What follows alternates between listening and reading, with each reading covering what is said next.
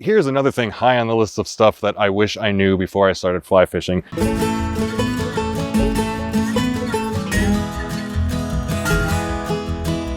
The approach is so important in fly fishing. When I first started, I would bust right into the water, already have a fly tied on, start casting away.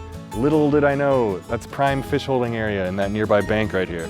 Now I know to slow down, assess the situation, and maybe even make a few casts from back here before I ever walk into the water. Line management. I never really considered this, but if you're standing in rocks or stick in wood, heavy ground, or especially if you're on the coast and you're standing in oysters, you do not want this line hanging around, dragging, or getting caught on stuff. Definitely don't ever yank it if it's caught. It's just gonna shorten the lifespan of your fly line. Especially when you're standing in the water, all this extra line, it's pretty easy to get it wrapped around your legs and tangled up, trip you if it wants to. So it's really important to pay attention to this.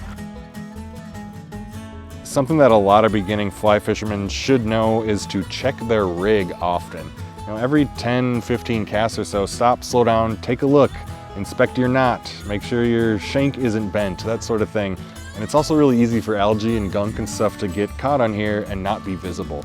So you want to always check your rig. I'm certain I've lost fish, and it probably would have been prevented if I'd have just looked at the dang thing. Cast with your feet. What do I mean by that? No, I'm not putting this rod in my feet.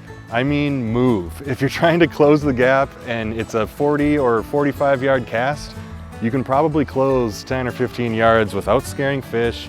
Be careful about it, don't splash around, but it makes sense to just cast with your feet. Yeah, it's another beginner fly fishing mistake, false casting too much. I did it a lot when I first started out, but I'll tell you why not to do it.